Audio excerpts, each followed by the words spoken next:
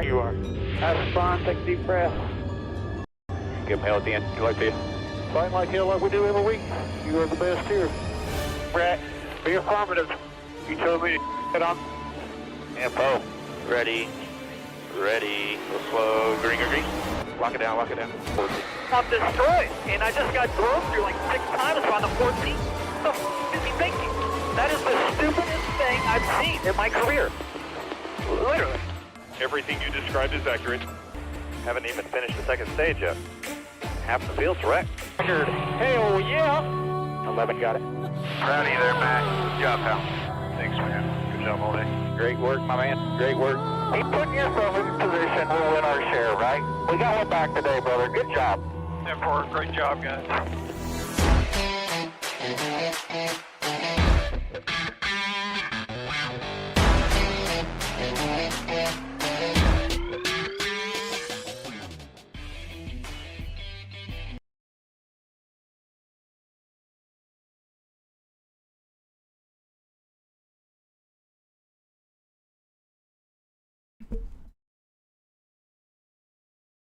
And welcome back to Racing in the Draft for a Saturday afternoon special edition of Racing in the Draft. Can't wait for Bristol. What's up, Wyatt? Glad you could make it for the Saturday afternoon broadcast. Yeah, little unusual doing this in the daylight on a Saturday, but that's what we do sometimes. Especially when we race on a Saturday night. We don't get a Saturday night race very often. We've had a couple of Sunday night races, but very few Saturday night races. So it should be exciting. Bristol's always entertaining, and I expect nothing different from tonight. But before we head to Bristol, let's go back and look at Watkins Glen. Ooh, this was rough, to say the least. Yeah. If you followed any of my predictions, you probably didn't do very well. But if you went the opposite way, you may have actually done well. I mean, I did say Chris Buescher would end up having a pretty good race, and he got the win. But I also didn't see Corey LaJoie wrecking half the field without wrecking himself on lap 1. Yeah. Mixed emotions with Corey LaJoie right now. Yeah, well, whatever. But yeah, I'm all for let's keep Watkins Glen in the playoffs. That was one of the best road course races I've seen in the next gen era. Other than the melee to start was a little much, but they had no problem beating and banging and going after each other. But I definitely like the Chris Buescher play starting in 24th and him getting the win. He's always really good at road courses, and he finally got that first road course win. So good for Buescher. Carson Hocevar was so bad in practice and qualifying that he literally had to pull his car off the track a couple of times.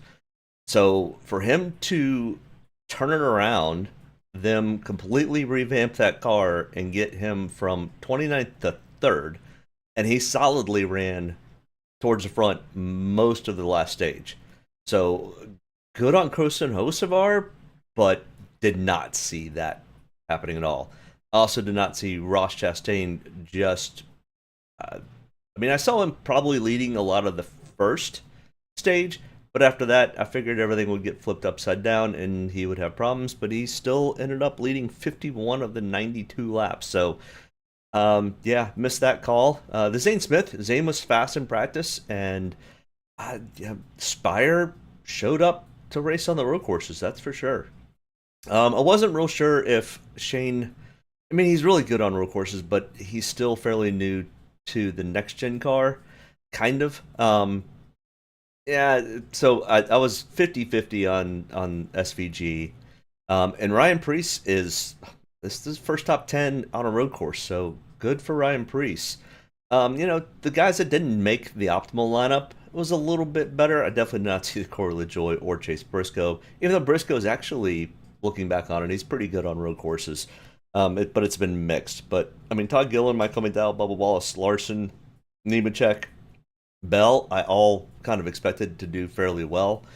But our optimal lineup after 28 races, Christopher Bell still sitting up top by 1 over Tyler Reddick, and then Brett Keselowski, Kyle Larson coming in with 8. With, what do we got? 7 races left. 3, 6, 7, 8 races, including tonight. So tonight, I don't even know where to start for tonight. But this is kind of like the practice to qualifying chart information that showed absolutely nothing worthwhile, other than, I mean, Chris Buescher, I mean, he was okay in practice to qualifying. There was some room here, but I just liked Chris Buescher to begin with, so that wasn't a huge surprise. I mean, Corey LaJoie, big time surprise. And then over here, I mean, I don't know. I still don't know what to make from these practice sheets, other than it's information. It's not really, once again, giving a whole lot of real good data information. Now, the single lap speed showed a little bit better. But I mean, I didn't finish filling this out. Oop, there's my mistake for the weekend. Now the back cheaper guys, the value guys, man, if you could have started Zane, Corey LaJoie, John Hunter, and Ryan Preece, you could have put in anybody else and you would have finished in the money. So yeah, I mean, the Corey LaJoie was the only one that really showed really good speed from practice. And I guess I should have taken him. But usually Corey LaJoie does that in practice and qualifying and then goes and screws it up. Either way, that's in a rearview mirror. It was a great race altogether. It was not so good for Draftkings, but that's okay. We have those weeks sometimes, and we battle back and hopefully make up for it tonight. So, and I mean, kind of shooting in the dark a little bit for tonight. Not really, but kind of. But either way, we are at Bristol Motor Speedway, the last great Coliseum. I've seen races here, I've seen football games here, and I think I may go see a baseball game here. It's a little bit further, it's about 5 hours away from me now, but I still might go watch that baseball game next spring. Should be kind of interesting. That and I'm a big Virginia Tech fan and have lived in Blacksburg for 18 years and Roanoke for pretty much 20 years prior to that. So grew up a Virginia Tech Hokie fan, huge Metallica fan, so super excited to see that Metallica is actually coming to Blacksburg and going to play at Virginia Tech in Lane Stadium in May. So I may spend a lot of time in Southwest Virginia this coming spring. Either way, Bristol Motor Speedway. It is a short and absolutely steep banked concrete track. Progressive turns, 26 to 30 degrees in the turns. This racetrack is just, I mean, it's ideally between it and Martinsville, you can't beat it for short tracks. It's phenomenal. We have 350 Dominator points. Dominator points will absolutely be in play for this race, where the last 2 races have not been really. I mean, yeah, I mean, you really can't count Atlanta because the fast laps get spread out so much that there's no real way to quantify that. I saw Metallica in Summer Sanatorium in 2001, and it was badass. I was there also. I saw that concert with Powerman and Korn and Kid Rock. I saw it at, of all places, The Rock, down in Rockingham, North Carolina. Massive thunderstorm in the middle of Metallica's concert.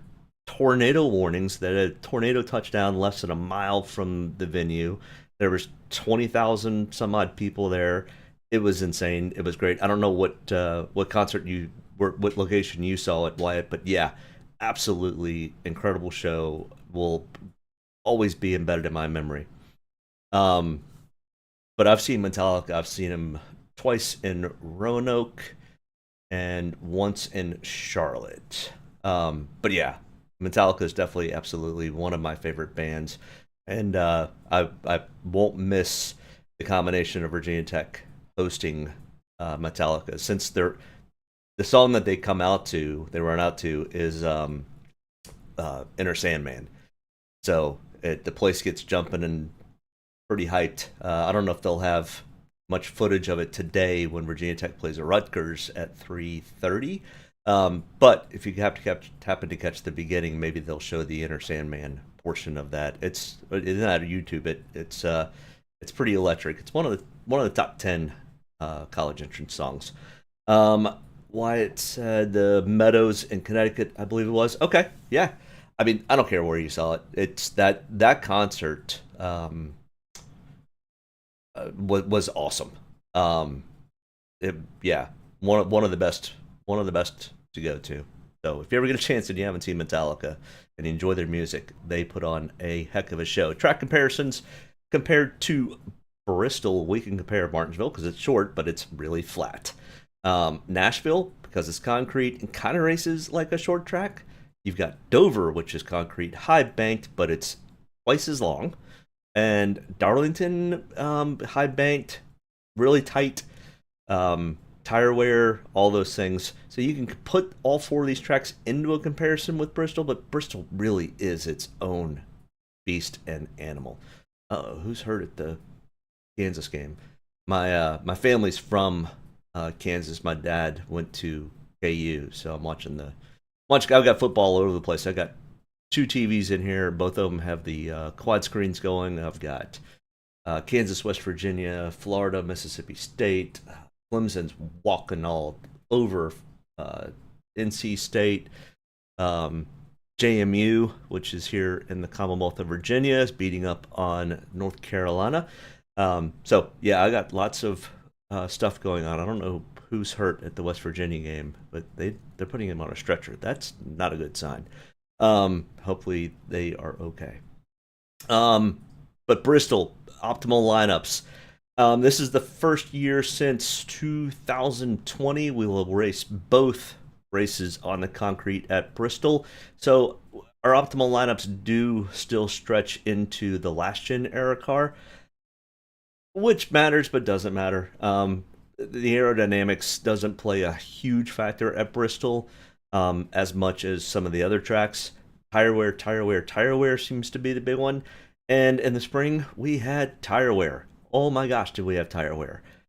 And I hope that the cooler temperatures add to the higher tire wear, because yesterday in practice, we didn't see the tire wear, which is crazy because literally in the spring they had the massive tire wear. They did another tire test, brought the same tire, same setup, same everything to Bristol a couple weeks ago.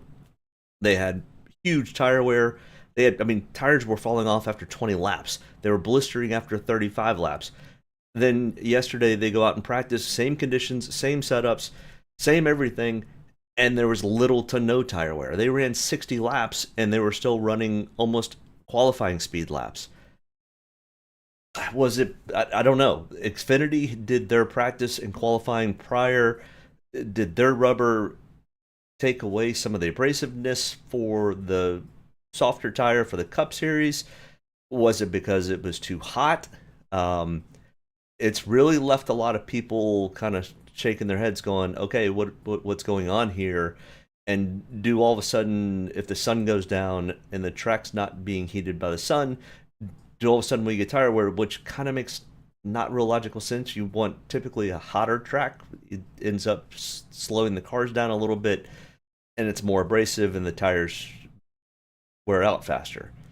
Maybe the cooler temperatures, the speeds will increase a little bit, which will create more tire wear.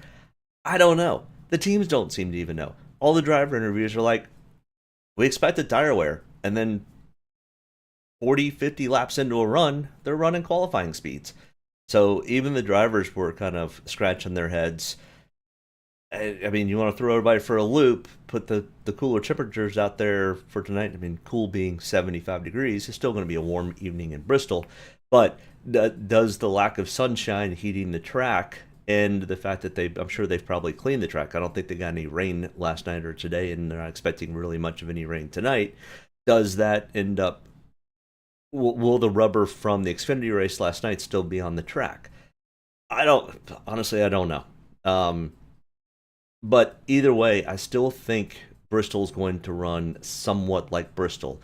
I think the teams are ready and prepared for most anything, and they can make changes pretty quickly and adjust. They even did that in the spring when the tire wear was so bad. They made some adjustments, and by the end of the race, they were running 60 lap runs, which is still, I mean, it's not the 120 lap runs that we potentially are going to see tonight if the tires hold up like they did in practice.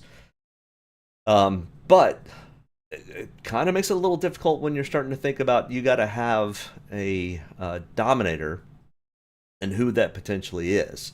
Because as you can see from the optimal lineups in the past, we had two Dominators, really one, but you could almost call it a second Dominator with Ty Gibbs and Denny Hamlin.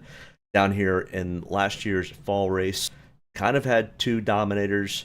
And I consider Dominator somebody that has led 30% more of laps with fast laps. And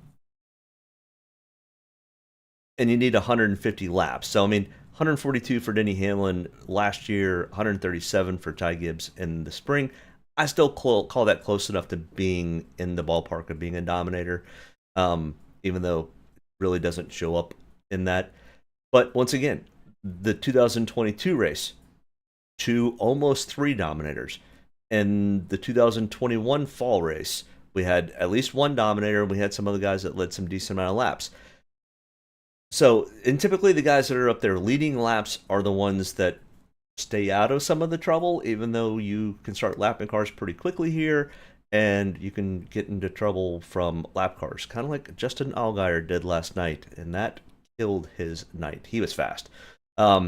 So Bristol, we definitely are going to be honing in on at least two Dominators. In my opinion, you want two more guys that are starting closer to the front that'll finish up front. Maybe they don't lead a whole lot of laps, but they just hold position and maintain the entire race. And then we're looking at two place differential guys. And as you can see from this, the place differential comes into play, but it's not what you would think. You don't think, sometimes it's super speedways and some of that for place differentials. You get some guys that are coming from the 30s and things like that. Well, Ross Chastain came from 36th in the spring. Okay. Alex Bowman was 29th. Todd Gilliland, 30th. But we still don't, other than the Ross Chastain out of these four lineups, we really only have one guy that's outside the 30, or 31 plus. So when we start to look at starting positions and who makes the top 15 in Draftkings points, we can see there's some that don't quite make the optimal lineup that do have some decent amount of place differential, but it's still 1.8 on average that make the top 15. The bulk of it's still coming from the top 20, really. It's 4.8 for 11 through 20th starting spots. And then, 5.2 from 1st through 10th? So really, the guys that are up front, stay up front, lead laps, and maintain and hold position are really kind of the focal point for Bristol. So definitely kind of keep that in mind as we're kind of going through all this. This is my starting breakdown of who's starting in the top 5, top 6 through 10, 11 through 20, 21 through 30. And my ranking systems, which I'll explain when we get to the driver-by-driver breakdown on how they rank out and why they rank where they are. But, I mean, I like Kyle Larson to be one of the Dominators that we kind of focus in on. And then we've got some guys in here that could potentially be somebody to look at. I mean, Denny Hamlin is always somebody who is extremely good at Bristol, and he is not in must-win position, but he is in a must top 10 finish position going into tonight's race, because he is currently under the playoff cut line.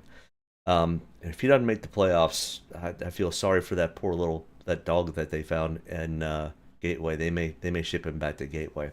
All right, but our practice to qualifying.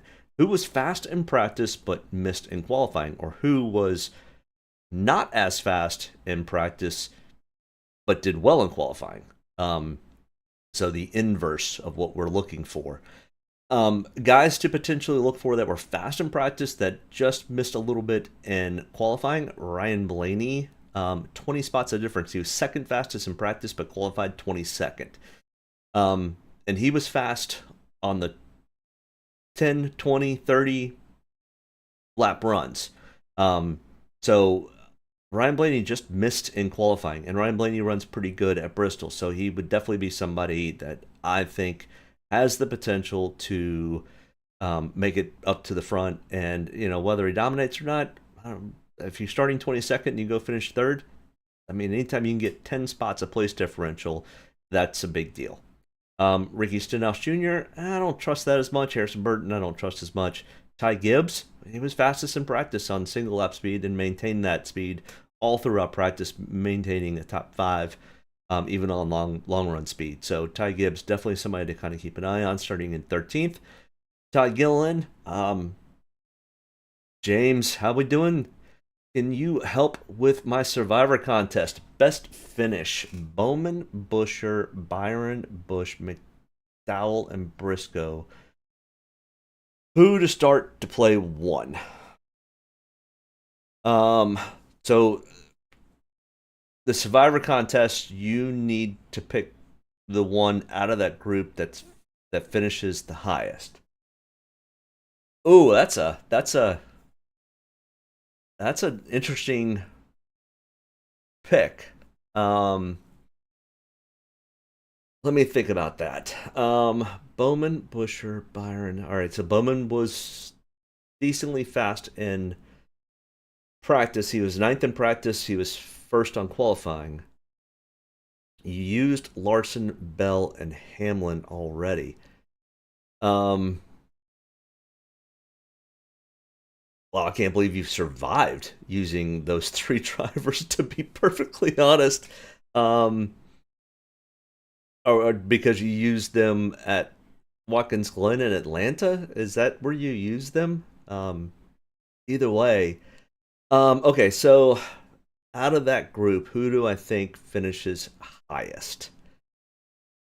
Well, if we're looking at who has to or who needs to finish higher, Briscoe is the one that's coming from the furthest back in the playoff points. So he's going to be willing to take more chances and be much more of a risky play, but he ran really well at Darlington, and this place has kind of a Darlington-esque sometimes feel to it. Can only use the same driver twice throughout the season, so I'm coming down to slim pickings. Oh, okay, so this is a year-long, season-long pick 'em, kind of like what they do on Door Bumper Clear. I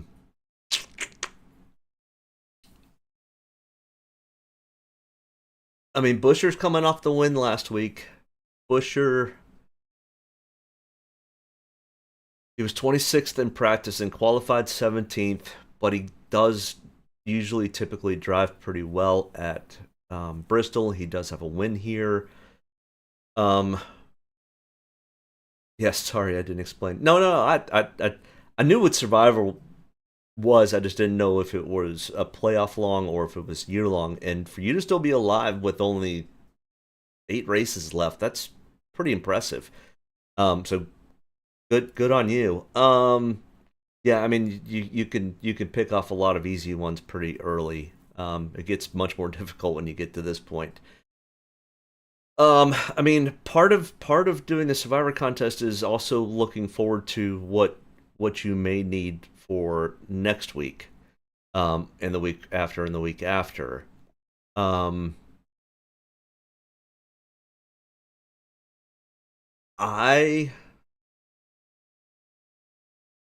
If I'm looking at that, Bowman's really intriguing. We'll get into the driver by driver breakdown here in a second. I'm one of the first 3 drivers. I think I can eliminate Bush, McDowell, and probably Briscoe. The Bowman Byron plays really intrigue me a lot. So there is something to be said about the win from last week for Buescher, and then he's not in the playoffs, so he doesn't have anything to go with. But we'll finish this. So all my 10-lap averages, I did 20-lap averages. I'll try not to forget when we get to the driver-by-driver breakdown. So hang out with me, stick with me for just a few minutes. We'll be there shortly. We'll finish this practice information real quick. In qualifying, so practices, I did, most every driver did a 20-lap average. The only one that did not was Josh Bilicki and Briscoe. So, yeah, James Briscoe didn't do a 20-lap average. He did a lot of laps, just didn't do a 20-lap average. But everybody else did, so all of my long run speed was for 20 laps. I was hoping to see some type of tire fall off, and that just didn't happen. But guys that were decent in practice on long run speed that qualified poorly. I mean, Harrison Burton actually is kind of intriguing because he's kind of in a must win situation, at least a must finish well situation. When I say that, he probably needs a top 5 and needs some guys that are ahead of him in playoff points to have real issues. I think Harrison Burton is kind of in a must-win situation, though. Zane Smith was also kind of there, and I mean, this whole Spire group is really intriguing. They have been running really, really well, so I'm not going to sleep on Zane Smith. Ryan Blaney, we talked about him a second ago. He just missed in qualifying. I really like the Ryan Blaney for place differential this week. Austin Cindric, who has had a phenomenal playoff round, would be somebody to also consider when we're looking at place differentials. I don't love the Ricky Stenhouse Jr. play. Eric Jones has a tendency to run this track pretty well. Justin Haley is really, really good at Bristol. Bubba Wallace also pretty good at Bristol. So any of these guys could be place differential possibilities. The Bubba Wallace doesn't give you a whole lot of room for place differential, but I think Bubba Wallace is potentially in line for a pretty good day today. Guys that did not have really good long run speed, they're Briscoe. I guess Briscoe did. Who was it that didn't have the 20-lap average? It'll be somebody in the driver breakdown. I thought it was Briscoe, but it's not. He was 36th, though. And no, I think it was Briscoe. I think I just put him as 36 because he just didn't do it. Oh, well, either way. Single lap fastest speeds.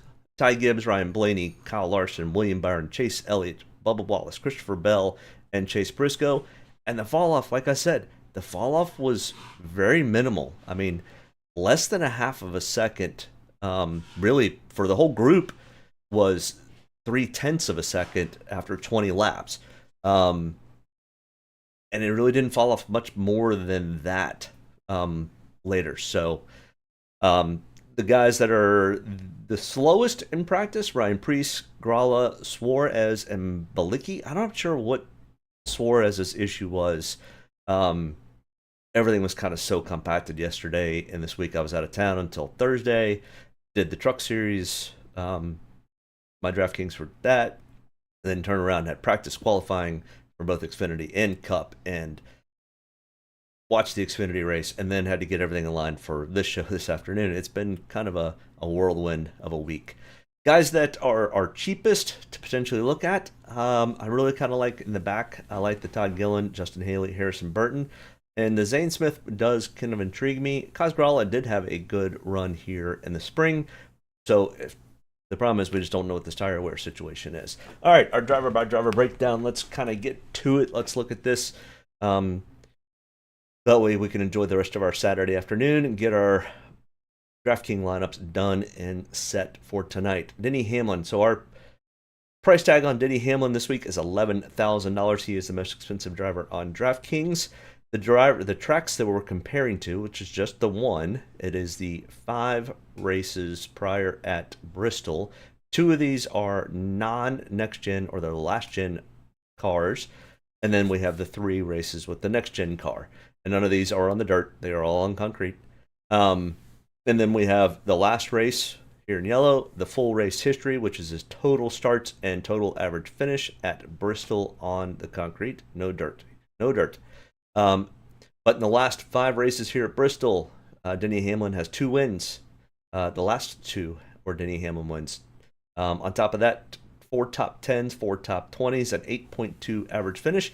Really good average finish, but not the best average finish. That's next in line. But Denny Hamlin currently is -6, 6 points from the cutoff. Denny Hamlin has to run well, run quick, get stage points. So they are going, as long as they don't have any troubles, and Denny Hamlin's very quick here. So I have no problem taking some Denny Hamlin. He's going to be probably pretty heavily owned because he does have the last 2 wins at Bristol. Kyle Larson at 10,500.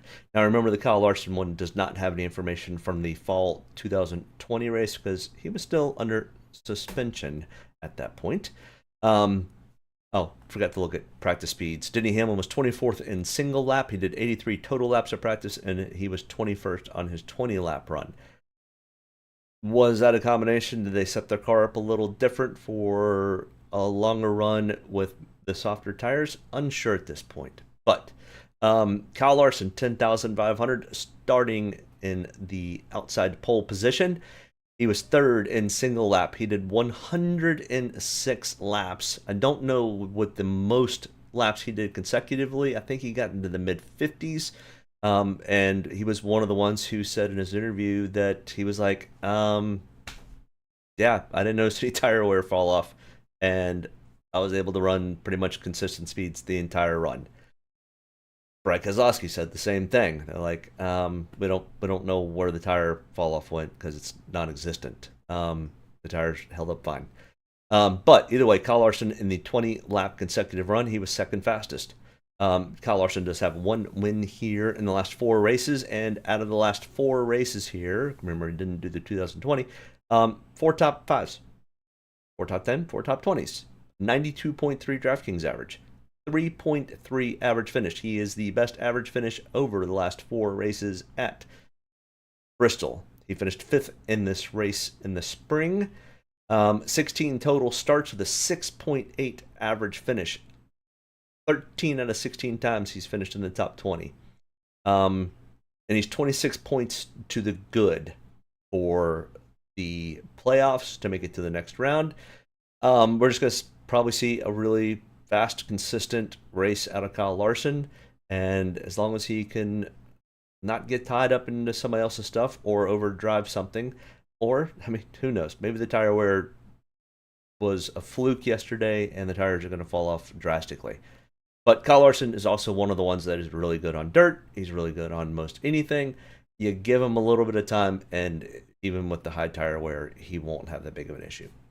I do like the Kyle Larson play to lead a lot of laps and probably stay, maintain, and hold somewhere in the top 5. Christopher Bell, 10,300, starting in the 10th position. He was 7th in single lap, did 94 total laps of practice with 27th on his 20th lap, on his 20-lap consecutive run. In the last 5 races, 2 top 5s, 3 top 10s, 14.8 average finish. He finished in 10th in the spring race earlier this year. He's got 13.8 average finish. I mean, Christopher Bell, the short track package for Christopher Bell lately has been really, really good. I think Christopher Bell is in line for probably a decent top 10 day. He is plus 46 on the playoffs, so pretty much all he's got to do is start this race, and he'll make the next round fairly easily. Now, if he has a race like Ryan Blaney did last week, and a lot of other people end up having much better days, then that's a different story. But I don't mind the Christopher Bell play. There is a little bit of slight place differential edge that could be here, but I think Christopher Bell's one that could easily stay in the top 5. All right, William Byron, one of James's survivor potential picks, so we'll kind of keep that in mind when we're looking at this. $10,000 starting in 3rd. All of the Hendrick cars were extremely fast in practice and in qualifying. Alex Bowman's on the pole. Kyle Larson's in 2nd. William Byron's in 3rd. And Chase Elliott is, I think, in the top 10 in qualifying. And they were all very consistent and very quick in practice. So the Hendrick cars seem to be, at least at this point, the cars to beat. And that becomes a little bit of a question mark for you, James. Is it Byron or Bowman? The two Bs out of the Hendrick stable. But starting in third, he was fourth in single lap. He did 111 at total laps. I think he was either the highest or next to highest on the total amount of laps run. He was fourth in the 20-lap consecutive average. We look at his average finishes over the last 5 races. He's got a 17.6. This is where I think we get a little bit of a switch between, I would say, Byron to Bowman, because I think Bowman ends up having a better average finish over the last 5 races at Bristol, but we'll get to him in 1 second. So just remember 17.6 for William Byron. Because I think both of them were very, very consistent and very quick in practice and qualifying. A 15.6 average finish for 10 total starts with only 2 top 5s for Willie B. And he has 25 points to the good on the playoffs. So not in a desperate situation by any means by William Byron. He just needs to go and run and have a very consistent night to night. Chris Buescher, our winner from last week, 9,800 starting in 17th. He is not in the playoffs, and he qualified much better than he practiced. He was 26th in single lap, 87 total laps of practice, 33rd on the 20-lap average run. But if we look at his average finishes, he's got an 8.6 average finish. So looking at that, this is one of the guys I think in your list is Buescher. Yep, so Buescher is in James's list. His starting spots and his practice speeds were a little bit slower than at least Byron's. But his average finishes are better than Willie B's. And he finished 7th in this race last year. He does have a 1 win in the last 5 races here at Bristol. Take that for what it is. It's interesting, but I'm in the kind of the camp. I think he's definitely the third pick out of the 3 Bs that we're looking at. Partially because I want to save him for next week at Kansas. He does pretty well at Kansas. Next in line here, Brad Keselowski, 9,500, starting in 23rd. He was 20th in single lap, 91 total laps of practice with a 17th on his 20-lap average consecutive run. He's got a 12.8 average finish over the last 5 races here with only 1 top 5, 3 top 10s. But starting 23rd for Draftkings, may have a decent amount of place differential here, especially if you think that their tire wear will come into play. Currently, we haven't seen that. James asked, did Brad say anything about bringing the wrong setup? High tire wear. He didn't insinuate that he had a bad setup, but he was set up for a much higher tire wear, which could be an indication of why he was a little bit slow at practice. And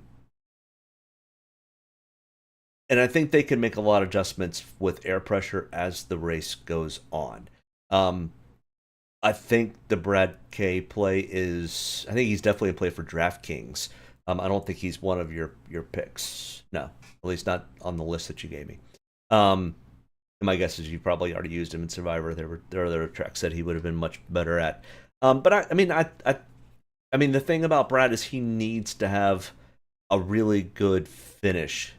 He needs a top 15. He needs to lead some. He needs to get some stage points. And he's got a pretty good average consistent finish here at 12.8. But he's not in a must-win situation. He is definitely in a probably top 10 finish, maybe top 12 if he gets a decent amount of stage points. But he is definitely on the hot seat as far as playoff implications go. Ryan Blaney, 9,400, starting in 22nd. Very fast in practice. Second in single lap. 101 total laps of practice. First in the 20-lap consecutive average. His average finish is not quite as good as the other front runners for practice. He's got a 17th place average finish. He finished 16th here in the spring race earlier this year, and he's got a 15th place average finish over his 15 total starts. No wins, 2 top 5s, 5 top 10s. I think Ryan Blaney is probably my overall pick for place differential, mostly because of his speed, and he just missed qualifying a little bit. And I mean, and it's amazing. He is still plus 29 to the cut line, and he pretty much finished dead last at Watkins Glen. He did not even complete one lap at that race, and is still sitting, in my opinion, in a pretty safe spot when it comes to the playoffs. A lot of weird things would have to happen for Ryan Blaney not to make the next round. You'd have to have Brad Keselowski and Denny Hamlin and Harrison Burton and some of these other guys to have really good days, and for Ryan Blaney to not complete another lap. Joey Logano, on the other hand, is perfectly safe and into the next round. He is the only one that is fully safe going into the next round, 9,300, starting in 20th. So the Fords kind of missed a little bit. Austin Cindric was, I think, one of the faster Fords from practice and qualifying. But Joey Logano, 9,300, starting in 20th. He was 11th in single lap, 89 total laps at practice, 25th on his 20-lap consecutive average run. And when you're starting to look at these averages at the 20-lap average, they almost all the cars fell off the same amount. So, I mean, we are probably talking within 2 to 3 tenths between first on 20-lap runs to like 30th on the 20-lap run. They all had extremely consistent runs, and were all extremely close on speed, which makes this race very interesting and intriguing. If we don't see a lot of tire wear. Chase Elliott, $9,000, starting in 8th. So there's our next and last. Well, no, I guess we haven't gotten to Bowman yet. But Chase Elliott starting in 8th, 5th in single lap, 18th in the 20-lap average run. Got a 9.8 average finish over the last 5 races here with 4 top 10s, 1 top 5. He finished in 8th. He's very consistent with getting those top 10 finishes here at Bristol. He does not have a full race win here, but does have the All-Star race that they had in 2020, I think it was. During the COVID era, they had to find a track that they could go and run the All-Star race, and Bristol was like, sure, come on down. We're down the middle of nowhere. We're not worried about that COVID stuff. And sure enough, they were fine. But Chase Elliott, 30 points to the good on the cutoff line. Yeah, Chase Elliott, no, I don't think he's in a whole lot of danger of missing the next round. Something drastic would have to happen, and Chase Elliott is pretty consistent at Bristol. Kyle Busch, starting 29th. And I think James, he was one of yours that was left to run. I do not like the Kyle Busch play here. Whenever Kyle Busch gets mangled in the muck, and starting 29th, you are dead center of the muck. And Kyle Busch's luck this year, other than a few small handful of races, if something happens on the track, it's either Kyle Busch causing it, or Kyle Busch getting in it, or just Kyle Busch spitting by himself. I figured you didn't, but he knows he's got great history here. He leads the series with 8 wins, a 12.8 average finish. Could Kyle Busch go out and win this race? Absolutely. Absolutely. Starting in 29th, though, and he didn't show huge speed in practice. I mean, if this thing becomes a super high tire wear race again, like we saw in the spring, and it is coming out of the blue, I mean, you literally have 36 drivers. There's only one that I'm just not even going to talk about. I didn't even put him in this list, which is Josh Bilicki. He was a late ad by Draftkings. The car is just super underfunded, and he was almost a second slower than everybody in practice. So I was like, you know what? It's not even worth my time dealing with that. I'm just not going to be running him. And if you want to run him, go for it. But no, not even interested. But Kyle Busch, I mean, yeah, I mean the problem that scares me for the Survivor pick is, yeah, I don't love it. That yeah, that shocked me. Sad year for Kyle. Yeah, it has been a tough year for Kyle. They've shown much better speed since the Olympic break. Um, but they didn't show much speed in practice. Now, I did not see any interviews with Kyle, and Kyle's been pretty tight-lipped lately, and I didn't hear anything from Austin Dillon because nobody really talks to Austin Dillon. So I don't have any real information on why the RCR cars were not great in practice or qualifying. And they could have easily come here with a setup for the high tire wear, and when they didn't get it in practice and qualifying, they missed a little bit. They could make some adjustments, especially starting in 29th. Who really cares if Kyle Busch falls to starting 36? It's not that big of a difference when we're talking about starting spots. So they could revamp everything if they think the tire wear is not going to be an issue. But God, wouldn't that suck if you don't see any of that in practice and qualifying? You go and make adjustments and changes for non-tire wear, and then literally the sun sets and this place goes into huge tire wear issues. And then Kyle Busch is really out there screwed. So I think they've got what they've got. I think they stick with what they have, and then you can make some tire air pressure adjustments and wedge adjustments if the tire wear thing becomes an issue in a race. But if I'm Kyle Busch, I'm just going to settle in and hopefully not go a lap down.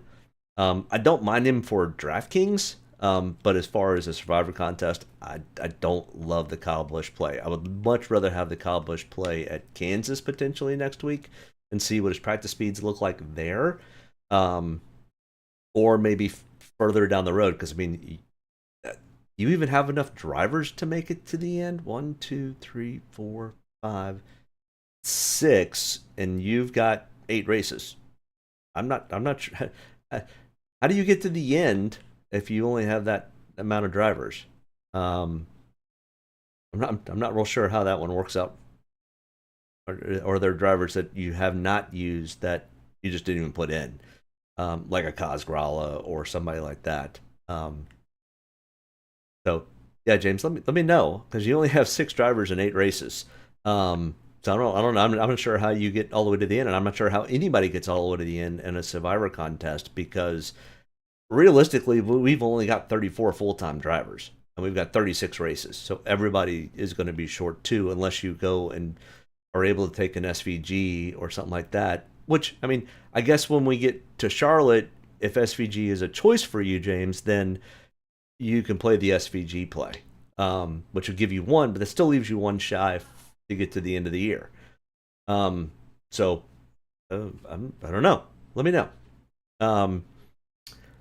But the Kyle Busch play, I don't mind the Kyle Busch play for DraftKings, but for James, I do not like as a Survivor play. I also don't like it for if you play NASCAR Fantasy Live on NASCAR.com.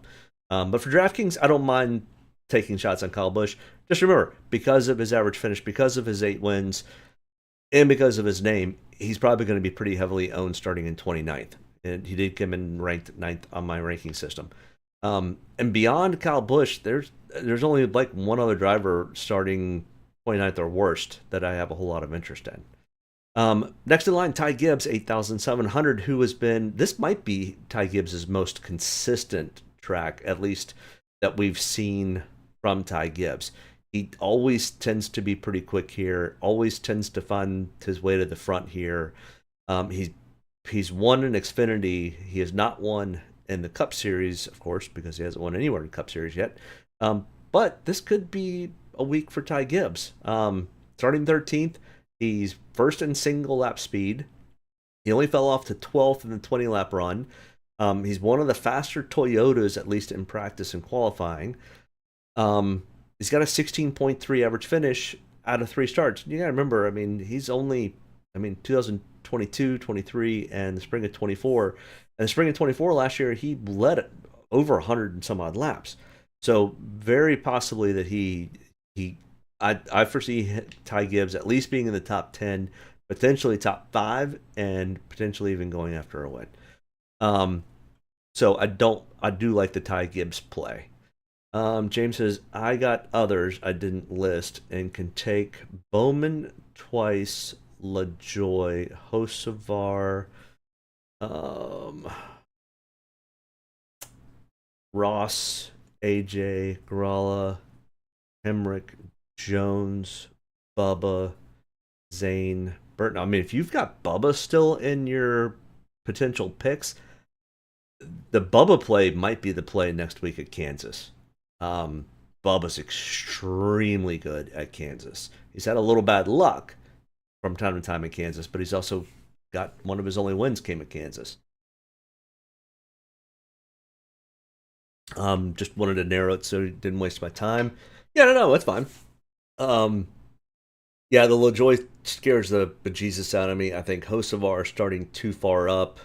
Um, and is the survivor? What are the criteria of making it through the survivor? You're not looking for the winner, of course not. You'd be crazy if you were able to get this far in the season and pick winners the entire time. Is it top 5, top 10? Is it just higher than everybody else? I'm just trying to figure out how do you move to the next round of survivor in NASCAR. So I mean, typically in football, it's real easy. It's okay. I'm going to pick a winner. As long as they win, I move on to the next round, and I just can't use them again.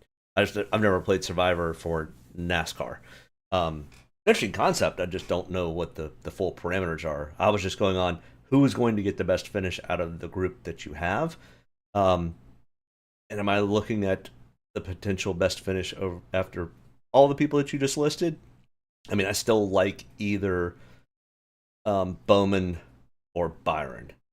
And I'm still leaning towards the Byron play.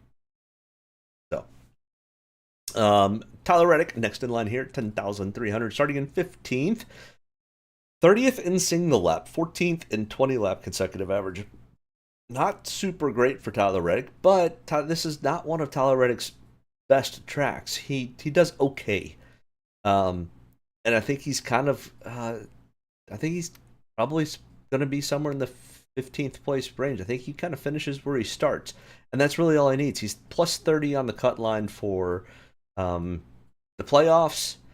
No reason to panic or stress. You don't have to go get stage points.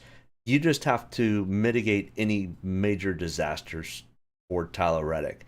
And I think that kind of equates to being finishing in 15th. And you survive and you make it to the next round, and we get to a place like Kansas next week, and Tyler Reddick is extremely good. Along with Bubba Wallace, they're both very, very good at Kansas. So, I'll have a sprinkling of Tyler Reddick. I'll probably have about 10% from Tyler Reddick. It just didn't really show me anything in practice. It just kind of seems like they kind of were like, okay, we just need to mitigate not having any catastrophes at Bristol, and we move on to the next round and get to some of his much stronger tracks. James says most points throughout the entire season can only take the same driver twice. Let's say there's 38 cars in the race. The winner would get 38 points. Okay, so ideally you want to nail the winner. Sure. Makes it interesting since you can't just take Larson 15 times. Yeah. And yeah, targeting guys like Bubba at Kansas or SVG on road courses. Yeah, and I mean, I guess you could have used SVG twice at this point because you could have used him at Chicago and Watkins Glen. I'm not sure if you did, or if you did, then that kind of throws him out for Charlotte, which then probably still means you still have AJ. Oh, I did, yeah. Okay. I mean, a Christopher Bell, a Byron. Maybe you say Byron for. You take Bubba next week. Byron at. I mean, you can always take AJ. I know there's lots of good choices at the Roval. I was just trying to think ahead on people that you may or may not want to use twice. What was that? Where was that list that you had again? Burton, Zane, Bubba, Jones, Emmerich. Osgrala, AJ. Okay, so you still have AJ that you could use at the Roval. So yeah, I think you kind of save AJ for the Roval. I mean, even potentially a Ross at a Roval may not be awful. And you still have Hocevar out there, which I mean, if Hocevar goes and gets a top 10 again this week, I mean, I know the kid's for real, and I know he's really good. And we'll get to Hocevar in a second, but I mean, I tell you what, we'll get to Hocevar when we get to Hocevar. He's starting to really become intriguing. Tyler Reddick, 10,300. We talked about him. I think he's 15th. I think he finishes 15th. Maybe with some attrition, he gets into a 10th. And is that enough? I don't know. And he's not 10,300. I missed that. He is probably what 8,600. He's not 10,300. There's one of my big screw ups for the week. So I don't love the Tyler Reddick play. I don't hate the Tyler Reddick play. Martin Truex Jr. at $8,400. He was 15th in single lap, 24th in the 20 lap consecutive average. He's got a 17.6 average finish. Ooh-wee. He did get a second place finish last year. Now, if we could get the old crystal ball out and we could tell whether this was going to end up being a high tire wear thing tonight, then Martin Truex Jr. becomes into play. If it does not, Martin Truex Jr., in my opinion, is not in play. He qualified well. His practice speeds were not great. And I think there's cars that are much better than him starting behind him. So, in all honest opinion, I don't think he gets up and goes up and beats up on the three Hendrick drivers that he would have to get around to take the lead. So, getting lead laps and Dominator points, I'm not sure is in the cards for Truex Jr. But I mean, it's the thing. He's so inconsistent, you never really know. But if we look at his history, he's got a 17.6 average finish. Out of his 34 total starts at Bristol, he's only got 3 top 5s. He's never won at Bristol. I mean, maybe the send-off of all send-offs is Martin Truex Jr. goes and wins the night race at Bristol. I don't like the Martin Truex Jr. play. I think he's starting too far up. Josh Berry, 8,200, starting in 25th.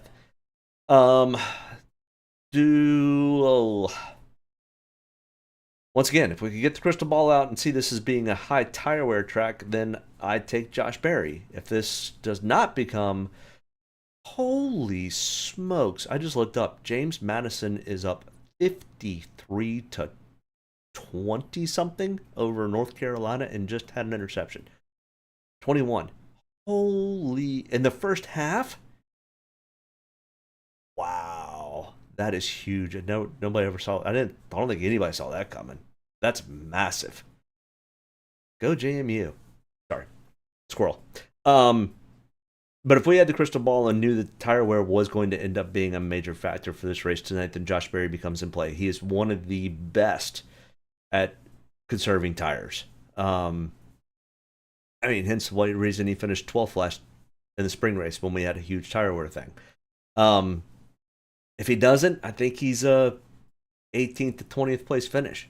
I think there's definitely some potential room for some place differential with Josh.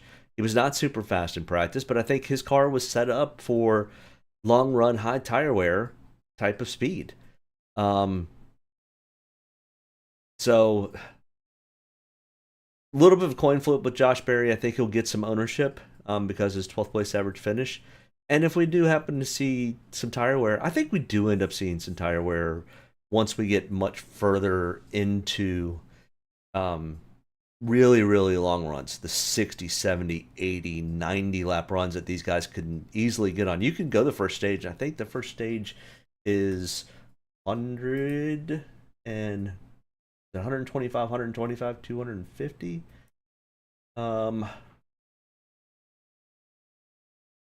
125, 125, and 250 are the stages. So, yeah, I mean, we could easily see, if you start to see tire wear, then you're definitely going to come in at between 60 and 70. If we're not seeing any fall off and not seeing any tire wear, you're going to have guys that are going to push it and try to get all the way to the end. Yeah, I definitely agree. I think Martin Truex Jr., especially after last week, and if you happen to catch his post-race interview, I think Martin Truex Jr. has had enough of this style of racing.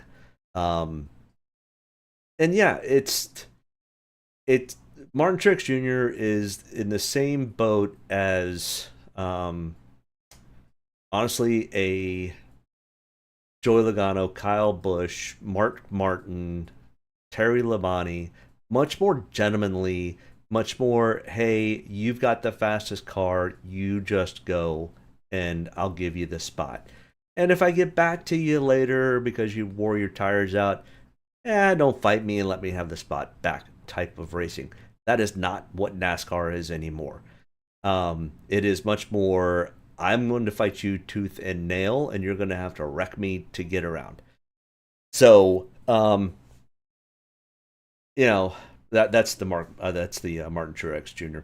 call. But yeah, I think he's ready to go fishing on his boat, and he'll come back for little one-offs here and there, which would be kind of cool to see. But he's one of the good guys that's left in our sport. Not that all these guys aren't good, but he's one of the last of the gentlemen of NASCAR, in my opinion. So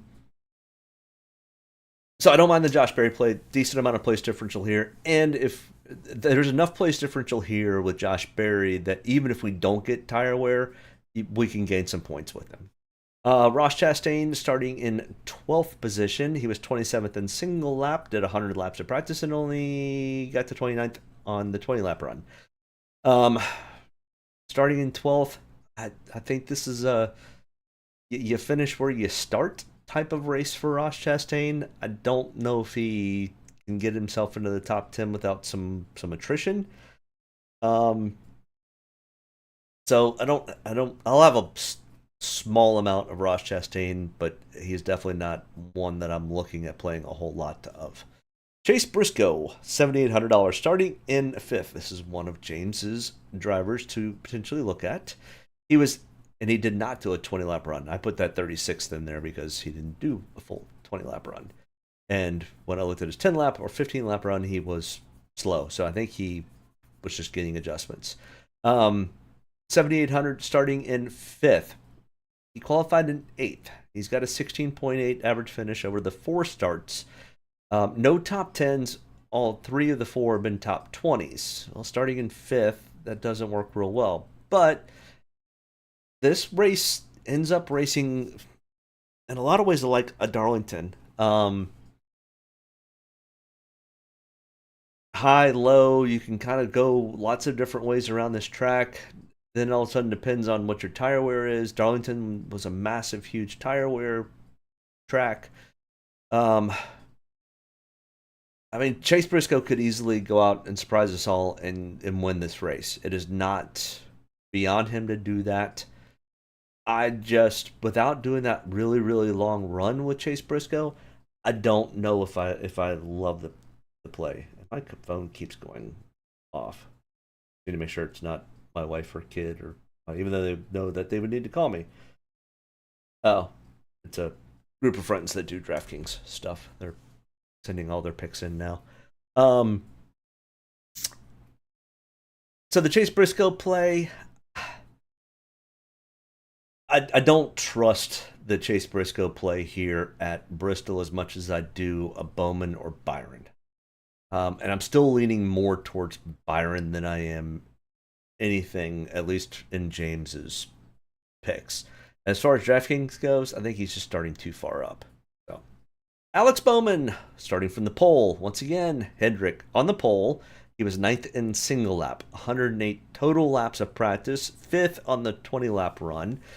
14th place average finish over 4 starts, 2 of those being in the top 5, which he had a 4th here in the spring with the super high tire wear. 19.6 average finish. He is pretty secure on making it to the next round of the playoffs, sitting 41 points to the good. He would have to have an absolute catastrophe tonight to not make it, especially if he can just make it. If he can make it in the top 10 of the first stage, then I think he locks himself into the next round. Starting on the pole position, though, does It definitely scares me for DraftKings.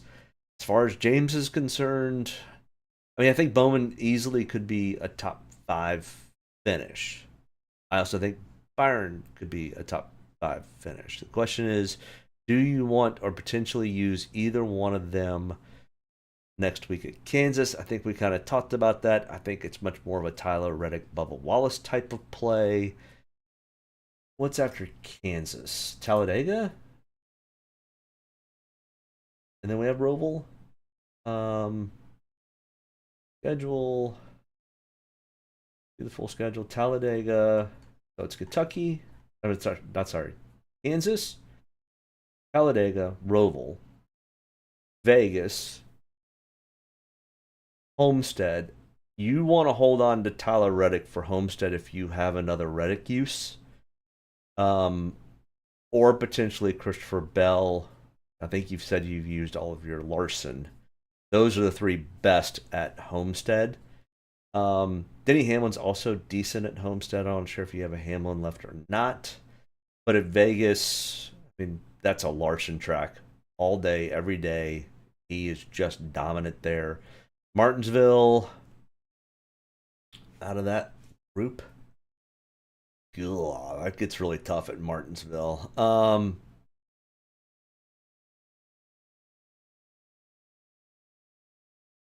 Yeah, you burned Larson. I mean, if you took Larson at Vegas earlier this year, that's a great call.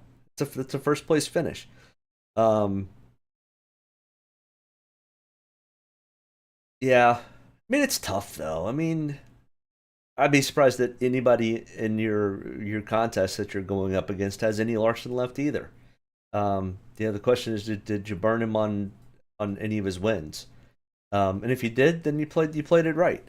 If you got a win out of both of that's what it doesn't matter if he wins Daytona or if he wins the last race at Phoenix. As long as you get the win every time you play him, then who cares when you use him? Um,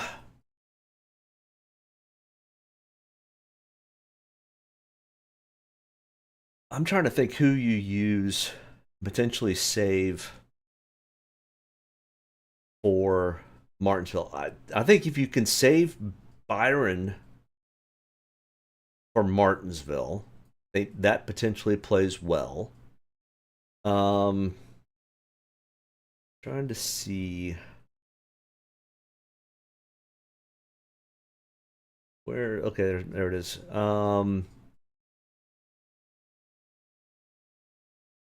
Bowman. I think maybe you go with a Bowman tonight. To be honest, Bowman or Busher? I think you potentially. I don't. I'm not sure that you can use Bush again anywhere.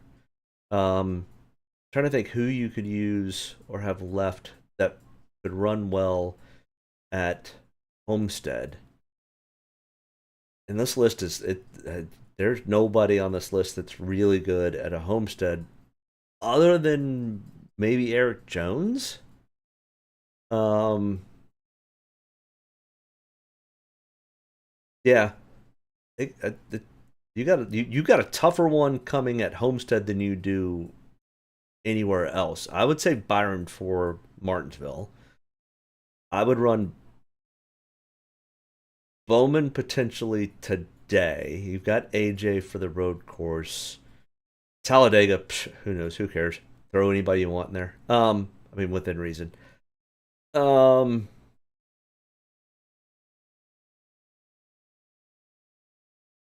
but you don't have any more Reddick, or you don't have a Tyler Reddick left. So you're gonna have to run Bubba next week at. Oh, you got. I mean, you've got a tough little hill to climb coming up. But you got Bowman that you can use twice, so maybe you run Bowman tonight. I think your play's Bowman since you have 2 uses of Bowman left. He practiced well and he qualified well, which means he's got a really good pit stall. Um, I think honestly, I think I'm kind of leaning that you would take a Bowman. Um, where would I use Byron? I mean, he was absolutely dominant at Martinsville. And he has been dominant at Martinsville more times than not. And he is as dominant at Martinsville than he is anywhere in these last 8 races. I mean, you've got plenty of places to use Byron. I think at Talladega, I think you could almost save Kyle Busch for a Talladega, to be perfectly honest. That's out of all the super speedways, Talladega, Busch runs Talladega better.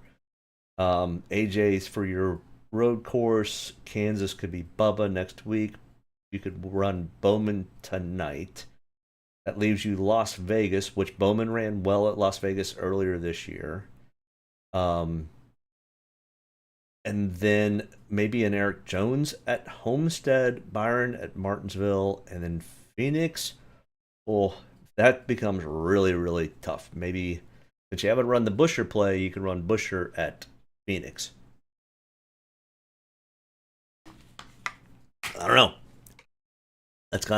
That's how I kind of play this out. Is let's look at what you have left and what you could potentially use, without having any of the information of practice qualifying and all that. I think tonight, since you've got 2 uses of Bowman left, I would burn one of them tonight. He's starting in a great spot. He practiced pretty well. He's got a decent average finish. That's my play if I'm in your spot. I'm not in your spot, but I am advising on what I would do. So don't shoot the messenger if it happens to not be right.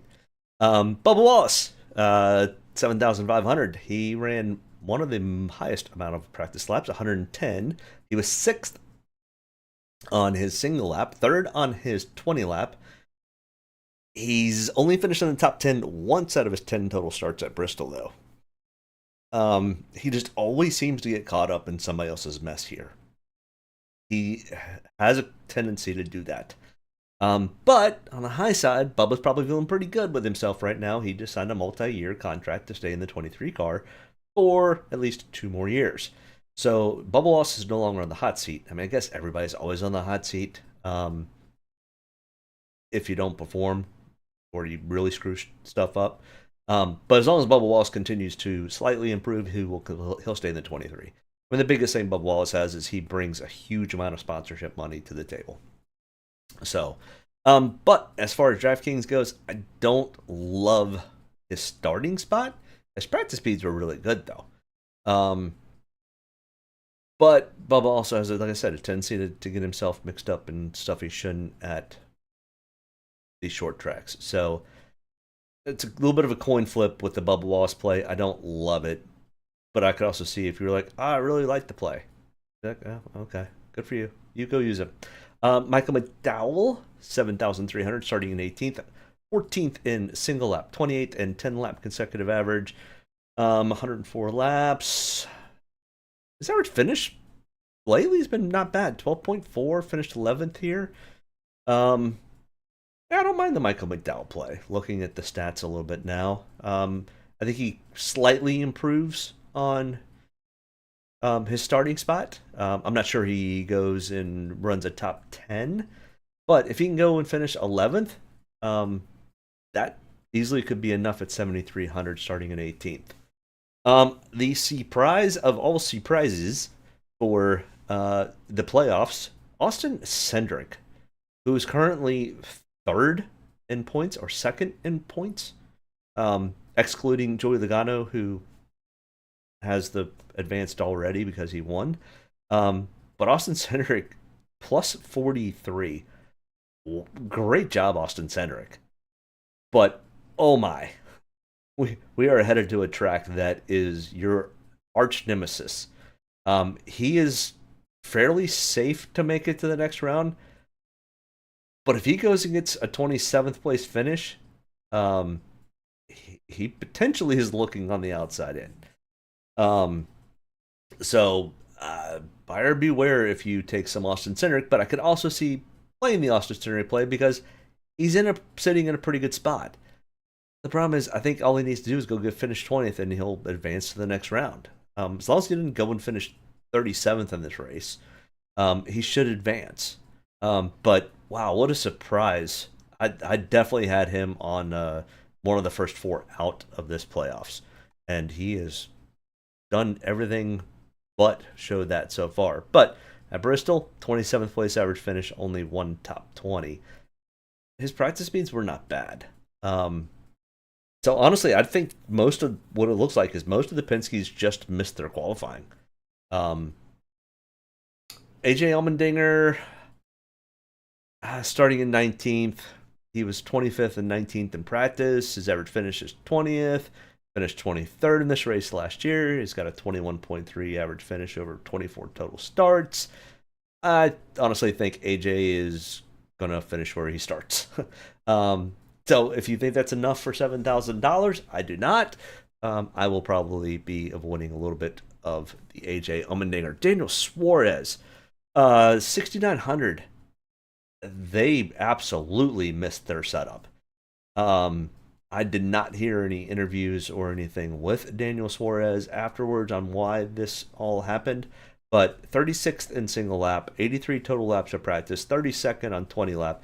I mean, if he's set up for a tire wear situation and that comes to fruition, he could be dangerous, but if not, oh boy, they really are off. But for DraftKings, I definitely like the Daniel Suarez play. I also have a feeling that he's going to be pretty heavily owned. I mean, he's sitting in a pretty good spot and points to make it to the next round. So good on Daniel. Daniel was one of the ones I had out in the first round. But, I mean, he goes and gets kind of like Austin Center. Go get a 20th place finish, and you're going to advance to the next round. So good on Daniel for getting enough points between Atlanta and Watkins Glen to help survive the potential of Bristol. And I like it for DraftKings. The problem is I think he's going to be liked by a lot of people for DraftKings. Even though he was slow in practice and everything else, he's a playoff driver who's starting 35th. Carson Hocevar, $6,700, starting in the 7th position. He was 10th in single lap, 9th in 20 lap consecutive average. I know it says 10, but it's supposed to be 20. He's got a 19th place average finish for 2 total starts here. He did finish 27th in the spring race earlier this year. But you want to talk about the surprises this year. Carson Hocevar, I mean, he has been an idiot on more than one occasion so far this year. But that's every rookie. The only rookie who was not an idiot was Ty Gibbs, and it's because Ty Gibbs had such a bad boy reputation coming from Xfinity that he needed to fly under the radar. And Carson Hocevar kind of had that same thing, but Carson Hocevar said, heck with it, I'm just going to go and run my races, and I don't, I'll be damned if anybody's going to tell me how to do it, and he's done that. But it's given him some great finishes. I mean, top 3 finish last week at Watkins Glen. He's had more top 20s than most anybody else in a first rookie season, who everybody was like, this kid is nothing. And he has made Spire look great, and he's made Corey LaJoy, pretty much lose Corey LaJoy's job. So, starting in 7th, this is the big, in my opinion, this is the biggest question mark. Because Carson Hocevar could easily surprise everybody and finish 5th in this race. And I would not be shocked. I'd be able to be a little surprised, but I would not be shocked like I have been with most everything else. James says, huge help, man, and I would never shoot the messengers at the end. Thanks, man. It's gambling. I appreciate all the insight. I didn't mean to hijack your show. No, I think it's still, I think your questions still come into play for, a lot of the people in here that are maybe not doing DraftKings, maybe they're doing the NASCAR Fantasy Live. Maybe they have a Survivor poll that they're in. I do a bunch of different things other than DraftKings. So kind of going through and breaking down what there is to come and those types of things. No, I think it still helps everybody out a little bit. If anything, it makes me use my brain to think about other tracks and those types of things too. So no, you didn't hijack the show at all. At least I don't think. If anybody else had a problem, then they can, I don't know, they can not watch the stream. I don't know. You've been around long enough. You've watched the show enough, and chatted enough. I mean, if somebody has questions, they can hit me up in the chat. They can try to hijack the show as long as their questions are intriguing. I'll talk about it. I mean, I've got football going on in front of me all over the place. I wish KU would hurry up and start moving the ball and scoring some touchdowns. Oh, they're only down by 3. All right, that's good. JMU's still walking the dog over Carolina. Florida's up by 7 over Mississippi State. Clemson is trouncing NC State 51-7. So maybe the good game would be to have JMU go play Clemson. I don't know. All right, back to racing. Carson Hocevar starting in 7th makes me very, very nervous for DraftKings. Like I said, I won't be shocked if he has a decent finish. But I think it's too risky. If there's a spot for somebody to do something dumb, and like I said, rookies do dumb stuff, this would be the track. So I don't love the Carson Hocevar play. With that being said, he could shock the world tonight and go win this damn race. Noah Gragson, 6,600, starting in 16th. We only have one sample size, which was the spring race, and he finished 34th, and he had a negative 4.6 DraftKings average. His practice speeds were 28th and 31st. I think Noah Gregson's mailing the rest of this season in and just hoping and waiting till he can get to his ride next year at Front Row. I think it's where he's going, if I remember correctly. But starting in 16th, I don't know if he has it much better of the day than that. I mean, I think if Noah Gragson gets a 16th place finish, Noah Gregson's going to be pretty stoked and pretty happy. John Hunter Nemechek did finish 6th in the spring race with the super high tire wear. A little lucky, I think, on that. But this is one of his better tracks. He does have a 13th place average finish. Now, sample size is really small. It's only 2. And if we look at his 3 total starts, he still has a 13th place finish. I don't think he's finished outside the top 20 yet. I think it's a 20th, a 13th, and a 6th. Starting in 28th, I don't mind the John Hunter Nemechek play this week. I think he's one of the back markers we can potentially focus in on. I would say that about Ryan Preece, but starting in 14th, I mean, oh geez, this is a little tough because 4 total starts out of the 5 races that we're comparing to. Guess what? He's got a 13th place average finish. I mean, this is inside Ryan Preece's wheelhouse of being the style track that he grew up racing modifieds. High tire wear, high speeds. Save it, make sure you survive and be there at the end type of race.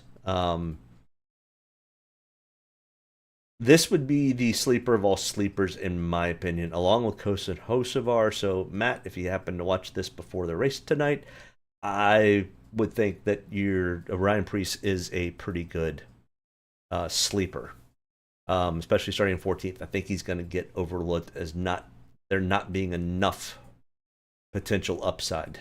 But this type of a track, yeah, you want some place differential, but you're really looking for that potential 10th place, 9th place, 8th place finish at a cheap price also plays for tonight. Ricky Stenhouse Jr. starting in 31st. I mean, he was pretty good in practice. He was 18th in single lap, 11th in 20 lap consecutive average. But out of the 5 race average, he's got a 27.2. And out of his 20 total starts at Bristol, he doesn't have a top 5, only one top 10. Now, starting in 31st, there's place differential potential here.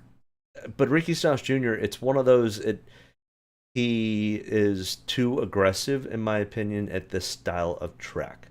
And I think that comes to bite him. So even starting 30, I'll have a little bit of ownership in Ricky, not a whole lot. I just don't trust him at this style track. I'd much rather take an Eric Jones at 6,200, starting 32nd. He's got a 15.2 average finish at this style track. And like I said, this track ends up racing and running a lot like a Darlington. And Eric Jones runs Darlington very, very well. I mean, if we look at Eric Jones's total work of art, 12 starts, he's got a 14.1 average finish. He does not have a win here yet, but he has 4 top 5s, 5 top 10s out of 12 starts. So half the time he's finishing at least top 20. So I don't mind the Eric Jones play today, especially on as a cheaper option. I don't know what has gotten into Spire and Corey LaJoy, other than the fact he likes to wreck people still. Starting in 9th, he was 13th in single lap, 7th in 20 lap consecutive average. I mean, once again, he kind of did this he's done this a lot this year. He's qualified well and practiced well, and then he sucks. I don't trust Corey LaJoy. I don't trust him to make good decisions. He's gone from this team next week. Now, he doesn't want to burn bridges, and I get that, but in my opinion, he I don't think he cares. So for those reasons alone, I will stay away from Corey LaJoy. Austin Dillon, starting in 30th, he pretty much practiced there. He's 29th in single lap, 30th in 20 lap consecutive average. He's got a 19.8 average finish over the last 5 races and a 15.2 out of 18 total. I mean, once again, I just don't know if I trust RCR and that bunch here. And there's nothing that's showing any indication that he improves a whole lot. So, sure, there's always that possibility. And I'm not going to be a complete fade on Austin Dillon, but I'm probably only going to have him in maybe 8 to 10% of my lineups. Todd Gillen, 5,800, starting 24th. He was 12th in single lap, 16th in 20 lap consecutive average. He's got a 20th place average finish here at Bristol over the last 3 races. He did finish 26th, so he's a little better off when we don't have huge amounts of tire wear. But starting in 24th, I don't know if we get a whole lot out of this. There's a potential he goes out and gets a 15th. Now, is 15th enough? That's 9 spots of place differential. Maybe, maybe not. I don't. This could be a little bit of a sleeper too. Justin Haley at 5,700 is going to be in the 7 car next week. If everybody missed that information, Justin Haley and Carson Hocevar are flipping rides starting next week at Kansas. I was kind of hoping that it would be tonight, but that's okay. This is Justin Haley's actually one of his better tracks. He finished 17th earlier this year. He's got a 25th place average finish. I take that back. It's not one of his better tracks. He's actually pretty decent. But this was kind of the wake-up call earlier this year is when Justin Haley ended up having I think he led some laps earlier at Bristol this year. Now, all that was tire wear, and he was willing to use up his tires when everybody else wasn't.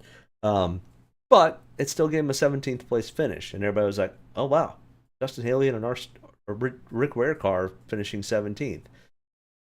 Harrison Burton, starting 34th, minus 20 to the cut line, has to pretty much win or have just the most amazing luck in the entire world. But he's not out. Gets a win, gets a top 3, which I don't know if that happens. But he was 8th in the 20-lap run. So, decent speed. 25.3 average finish starting 34th. I mean, and if anybody's going to be willing to just absolutely roll the dice and see what happens, oh yeah, KU just took the lead. Good job, Kansas. Was it a throw? I've got the quarterback in. Oh no, they threw an interception. Sweet. I do not have West Virginia's quarterback. Back to racing. Harrison starting in 34th. I'll have him in maybe 5% of my lineups. It'll be a long shot. Zane Smith, the last of the Spire cars, starting in 33rd, but yeah. I mean, Zane Smith also not going to be in the 71 car next year. He does need to have a decent finish. He's looking for a ride for next year. So maybe he goes out and tries pretty hard. Why Zane has been just MIA in the 71 car, other than a small handful of races this year, is beyond me. Carson Hocevar has just made Zane Smith and Corey LaJoie look silly, which is just phenomenal. Mind-boggling, I say. But I don't mind taking a couple shots on Zane Smith. His long-run speed was decent. Daniel Hemrick, in my honest opinion, starting too far up. His average finish is 28th. Well, he finished 28th in the spring. His total is 23.3, but starting in 21st. It's just been a bad year for Daniel Hemrick. I don't know if that's the 31 car has just been off, or if it's Daniel not quite ready. I mean, he's an Xfinity champion. He's a good racer, but Cosgrala starting in the 34th, finished 19th in the spring here. That was with super high tire wear, and he pretty much followed his teammate Justin Haley to the front. At $5,100, starting in 34th, sure, take a couple shots. Probably going to be 2 to 3, maybe 5% of my ownership will be with Cosgrala. Just because you never know what happens. Bristol is that kind of track. It's not like a super speedway, but it sometimes can be. So the guys that I like the best, starting up front to stay up front, highest owned, Kyle Larson, Christopher Bell, Denny Hamlin, Ryan Blaney, with a ton of place differential potential. Other place differential guys, I like Brad Keselowski, Ty Gibbs, Chris Buescher, Tyler Reddick, and maybe Kyle Busch. If you think it's going to be a high tire wear, then go ahead and throw some Josh Berry in there. Also, Joe Logano's in play. Daniel Suarez starting in 35th. Definitely needs to have a better run than that. He needs to hold on to whatever momentum he has for the playoffs. Guys that are starting kind of in and around the top 10. Chase Elliott starting in 10th, definitely in play. But Wallace showed really good practice speed, starting in 11th. Ross Chastain, in my opinion, probably finishes where he starts. But an Alex Bowman, a William Byron are all definitely in play for potentially leading a ton of laps and finishing in the top 10. Guys that I will probably avoid, number one, Josh Bilicki. He wasn't even in my driver breakdown. Hemrick, not interested. Cosgrala, Harrison Burton. Harrison Burton needs to end up with something. So if you think they're going to really roll the dice and he's going to be there at the end to roll that dice, then yeah, maybe put some in there, but it's very risky. Stenhouse Jr., too aggressive here. Ryan Preece, I could see not taking because he's starting too far up. Corey LaJoie, like I said, I think he's done. Zane Smith, I think he's done. Nemechek, this is a decent place for Nemechek, so I could see out of this grouping here, you could look at Ryan Preece or John Hunter Nemechek as a potential. But Justin Haley, Eric Jones, Todd Gillen, all of these guys have potential and decent amount of. Now the Austin Center has me a little bit worried. Noah Gragson and Austin Dillon. So these three, I'm not sure about. AJ, I'm not sure about. Michael McDowell's okay for a value pick. So hopefully that helps you out. Hopefully, James, if you're still listening in, you can take and continue on your Survivor path and hopefully win that. Hopefully I've given you some ideas of what to look forward to for the next 7 races, including tonight. And oh my gosh, JMU just scored again. Or nope, down to the 15. You do a really nice job on these PowerPoints, Mark. They're time consuming, but really well done. Yeah, I do spend probably more time than I should on these PowerPoints. But if I'm going to do something, it's not in my DNA to do something half-assed. And I'm always looking at ways to improve them. Like you see, I put the how many points they're back on the playoff line. I put the little winter stickers in. I put all that in, and I just, I do that because I think it gives a better product. I wish I knew more about NFL and had more time. I would love to do an NFL show because I think that would help grow this channel. But I stick to NASCAR, and that's been my cup of tea for 30 years. I understand the sport. I love the sport. I like everything about it. I like that it's pretty much year-round. It's also why I kind of like Major League Baseball too. I don't do a whole lot of betting on MLB. But yeah, I appreciate that, James, and hopefully I can continue to grow this channel. I never did it to have a massive audience or make any money on it. I do it because I enjoy doing this, and if it leads to something else, then that's a win. But if it's not, I'm gonna keep doing it. So make sure you hit that like and subscribe button. I appreciate it. I'm at 95 subscribers, and I'd love to get to that 100 mark. So if you know anybody else would be interested in this content, or just give me an extra subscriber, let them know to go hit that subscriber button. That would help me out a lot.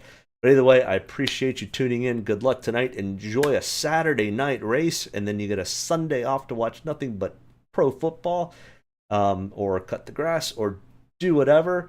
And we'll see you next week, normal time, Saturday night, 10 o'clock, right here to break down Kansas and take a look back at Bristol and see if I helped James get to the next level of his survivor pool. Touchdown, JMU. Go Dukes. All right, have a great weekend. We'll see you next week. Good luck. Bye. Get a good deep breath. Get ready to roll here.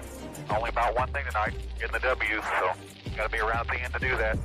Get ready to roll tonight, boys. Let's go have some fun. Don't get me any more fired up than I already am. All the way to the checker. You're fine. Nobody's got to run. Checker time, baby! Hell yeah! Proud of you there, Mac. Good job, pal. Thanks, man. Good job all day. Great work, my man. Great work. Keep putting yourself in position, we'll win our share, right? We got one back today, brother. Good job. Great job, guys. Excellent work, my man. Excellent work. Thank you. Man, that's awesome. Set out with a goal, we got it here, bud. Thank you very much. Really proud of you, man. Drove your butt off tonight. We had the fastest car here, bud. Probably killed our deal there. Just feel like I gave one away. Yeah, boys. Way to rebound. Great job. Great job, bud. Really good job. Appreciate you hanging in there with us all weekend. What a weekend. Good job. Thank you.